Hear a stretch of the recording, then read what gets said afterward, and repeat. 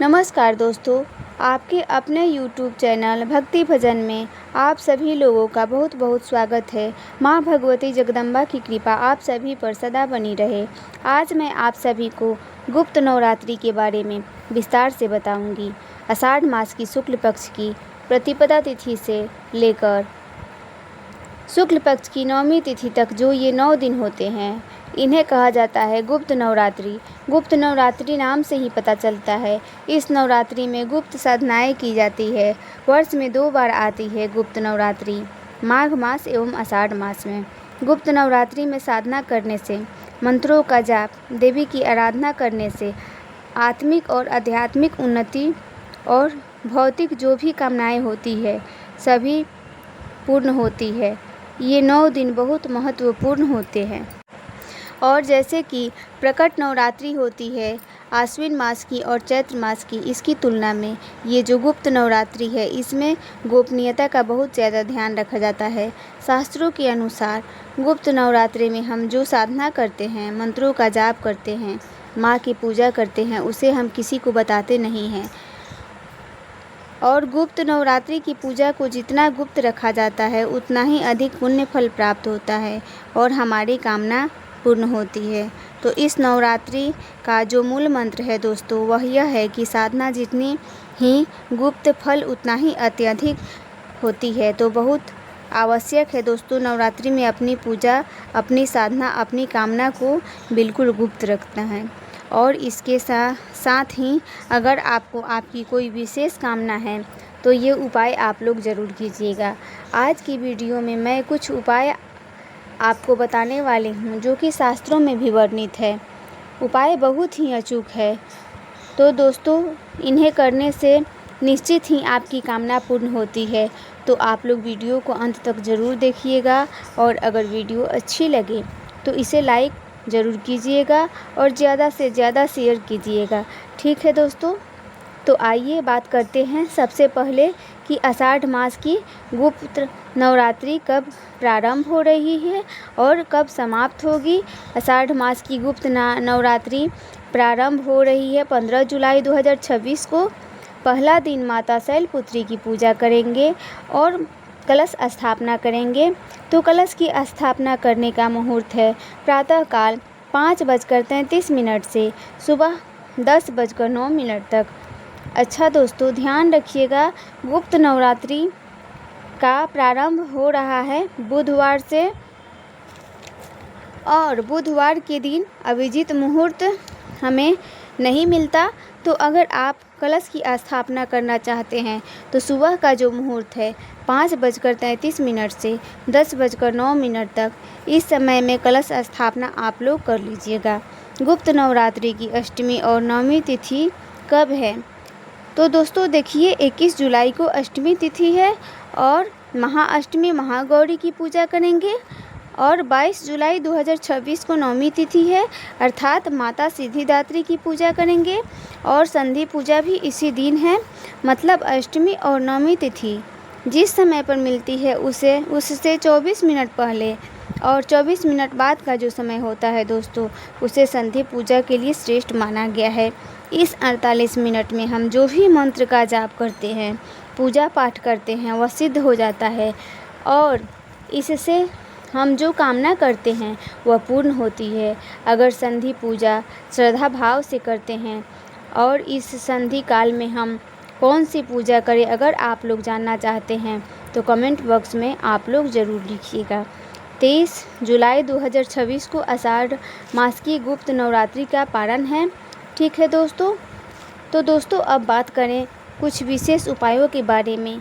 यह उपाय आप किसी भी कामना के लिए कर सकते हैं जो कि आपकी बहुत समय से अधूरी है और बहुत सारे प्रयासों के बाद भी पूरा नहीं हो पा रही है। तो इस गुप्त नवरात्रि में आपको यह अचूक कार्य ज़रूर करना है।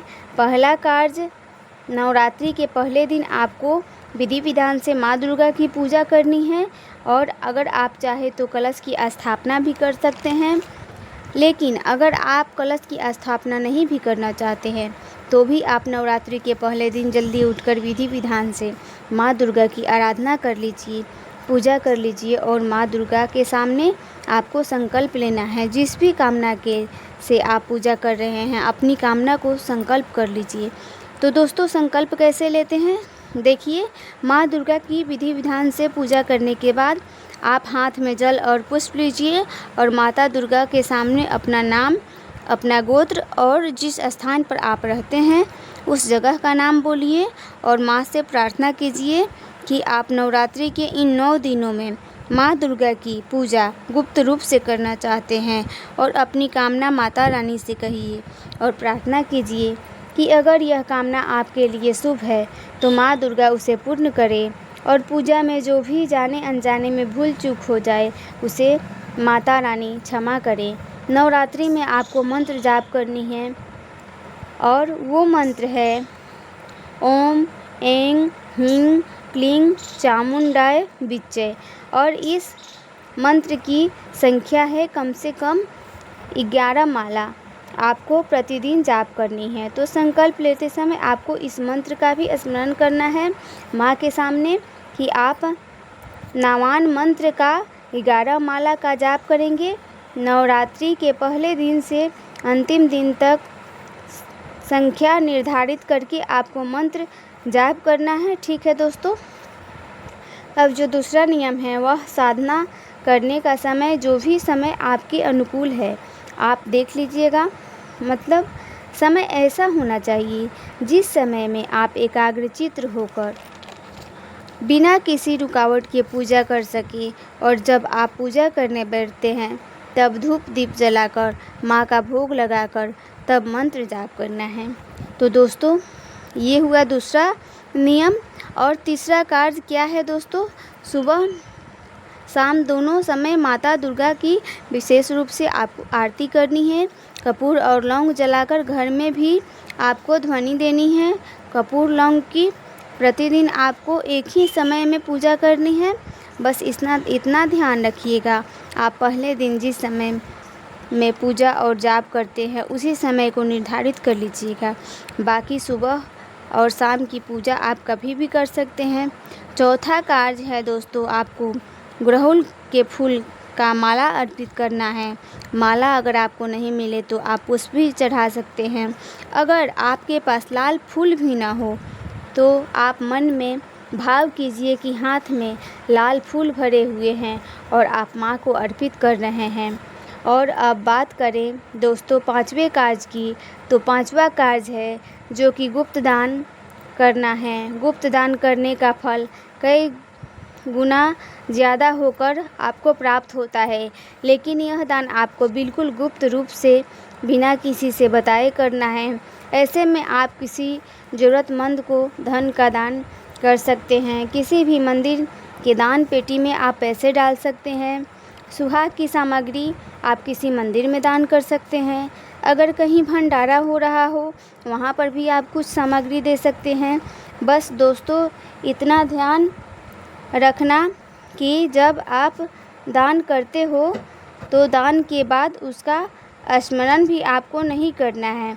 किसी को बताना तो दूर की बात है, आपको उस दान का स्मरण भी नहीं करना है। तो दोस्तों, गुप्त नवरात्रि में माँ दुर्गा की गुप्त पूजा कीजिए। बस ध्यान रखिएगा, किसी की भी निंदा नहीं करनी है। लहसुन प्याज मांस मदिरा का सेवन नहीं करना है और शुद्धता और सात्विकता का ध्यान रखना है। इन सभी नियमों का पालन करते हुए यदि आप पूजा करते हैं तो निश्चित ही माँ दुर्गा की कृपा आपको प्राप्त होगी।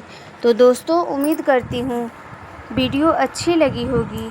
अगर आप लोगों को वीडियो अच्छी लगी होगी तो प्लीज़ हमारे चैनल को सब्सक्राइब कीजिए, वीडियो को लाइक कीजिए और ज़्यादा से ज़्यादा शेयर कीजिए और कमेंट बॉक्स में माता रानी के लिए प्यारा सा कमेंट लिखिए। जय माता दी।